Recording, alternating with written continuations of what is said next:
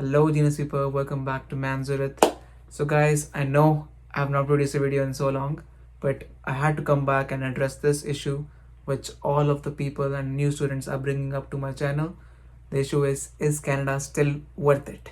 So, guys, in this video, I'm not going to talk about the reasons why the permanent residents or the new residents who are just coming to work here or to actually settle down here, or the people who are already here are going back to their country because they think they're more affordable there.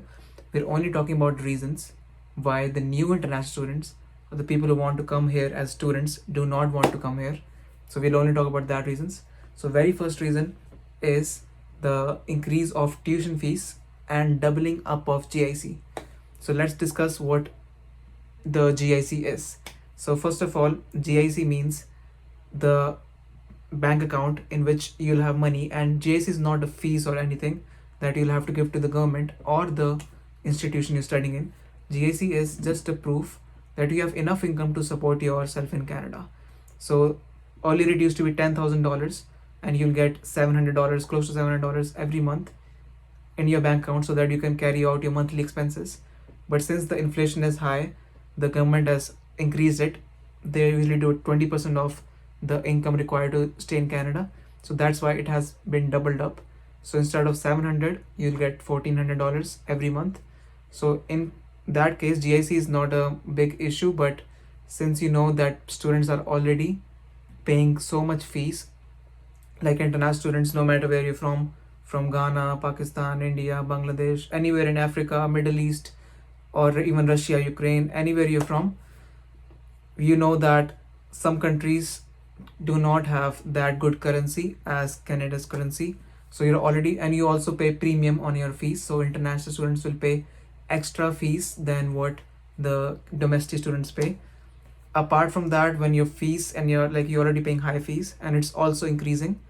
Apart from that, when your GIC is also doubling up, so that becomes difficult for you to pay, because at the end it's gonna only come back to your account, but still it's difficult for you. You have to take loans and everything to support yourself in Canada. So that was the first reason. The second reason is the housing crisis, and the rent is becoming high. There's no places, and housing crisis is a real thing. People who are already staying in Canada cannot afford their own house. They will actually live all their life just to pay mortgage, or even if they want to live on rent, there are not many houses available because of the influx of immigrants. There are a lot of immigrants coming, and close to the universities and colleges, they are actually renting house and everything. So the people are already here, it is difficult for them to find a house to live. So housing crisis is real, and that's why even if you get here, it will be very difficult for you to find a house, and which is affordable, of course. So the third thing why students are avoiding Canada is less job opportunities. As you know, Canada's population had a very quick growth in 2023 and 2022, and Canada reached its record-breaking high of population, and the most of the population came from outside. They were immigrants. So this is the reason why the job market did not have much to offer, because it was already crowded by people who needed better jobs. So this is the reason why even if you are a student, you know, I'm not talking about jobs when you'll be graduating, what you'll be doing after graduating. Even when you're a student, you'll be facing difficulty in finding part-time jobs, which used to be readily available, and now in future, even if you manage on your GIC, you don't work part-time when you're a student, and when you graduate, let's talk about just not diploma, even if you postgraduate in masters.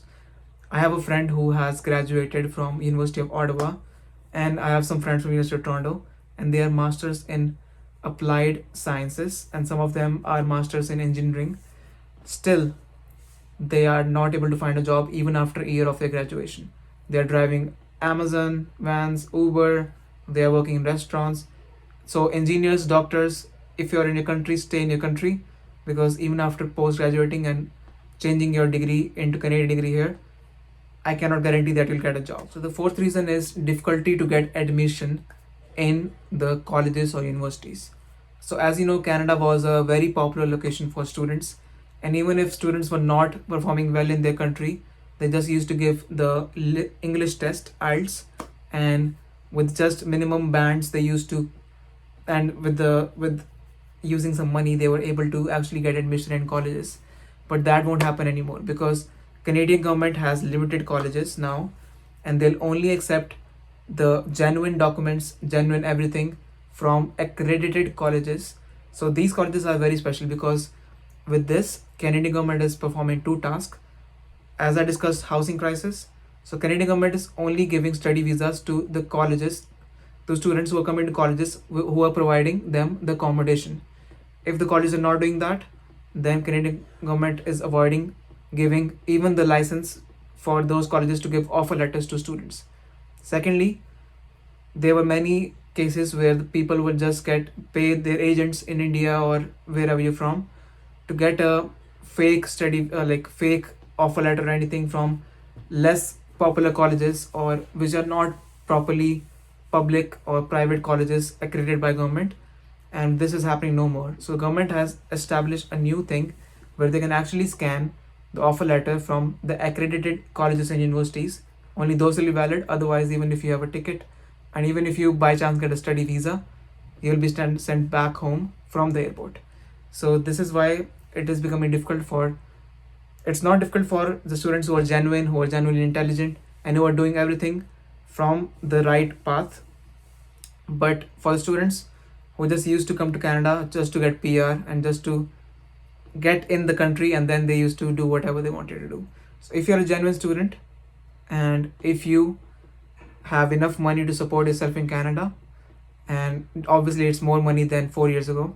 If you have enough money, if you're a genuine student, if you're coming here to study and you're focused and you think that you can do good here, then Canada is still a good destination for you. But again, there are less jobs, there will be housing crisis. So if you have relatives here who can support you, then you can still come to Canada and we can talk more about jobs. And the best job which I can suggest you guys is security, which will never go out. Like it's an evergreen job. Even if no other job is there, security will be every time will be there.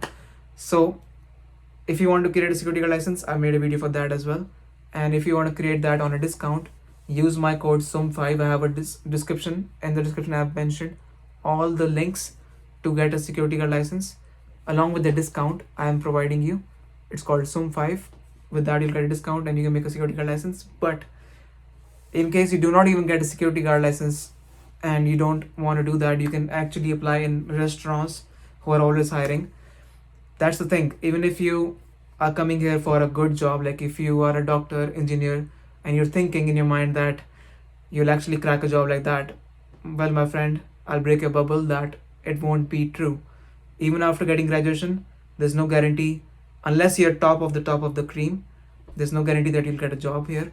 So make a smart serve license, make a security guard license, do all these things to support yourself in Canada.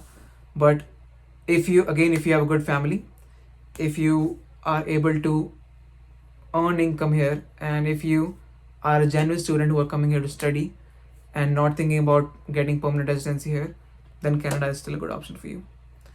And with this, guys, I'll see you guys in the next video, which will be about why are permanent residents and work permit holders leaving Canada so rapidly.